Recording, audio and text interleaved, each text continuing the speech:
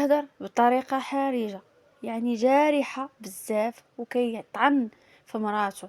هادشي اللي وقع صدم المتابعين كاملين، حيت الواحد كيقول سبحان الله، كيفاش الراجل يقدر يخرج يهاجم مراته وهو عارف ان اي كلمة غادي تزيد تعري حياتهم قدام الناس.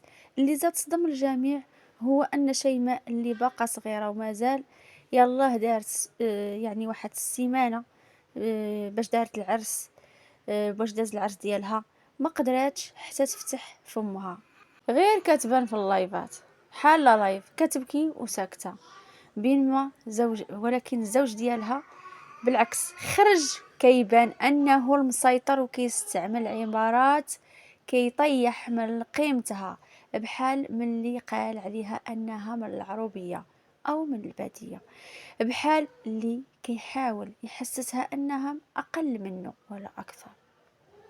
الناس شفتهم حالين اللايفات وكلهم تعاطفوا معاها بشكل كبير، منهم مؤثرين كبار، حيت من الطبيعي ملي تشوف راجل كيهاجم مراته وهي باقا عروسة صغيرة ساكتة وكتبكي، غادي توقف معاها وفي جنبها بالهلا يطريه لك.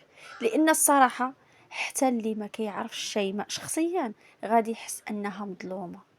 المشكل الكبير هنا هو ان الراجل اللي مفروض يكون السند وحماية لمراته بان بحال اللي ماشي غادي يحميها، ولكن غادي يزيد عليها الضغط. وهنا الناس بداو كيقولوا واش من المعقول اول اسبوع من الزواج يتحول لهذا الشيء كامل اللي وقع، كيخلي بزاف ديال البنات يتفكروا في حياتهم الزوجيه ويتسائلوا فين هو دور الرجل الحقيقي.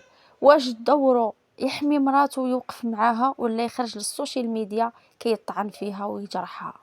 اللي باين للعيان هو ان شيماء باقا صغيره بزاف، 20 ولا 21 سنه، وعندها براءه ديال وحده اول مره كتدخل عالم الزواج، ولكن لقات راسها وسط معركه ماشي سهله مع دموع يوميه وزوج بان ماشي داك السند اللي كانت كتمناه. وهذا الشيء اللي وقع خلق موجة ديال الجدل والتعاطف معها، لان بكل بساطة الناس غادي يوقفوا مع اللي مظلوم ماشي مع اللي بان كيطعن بلا رحمة بلا شفقة.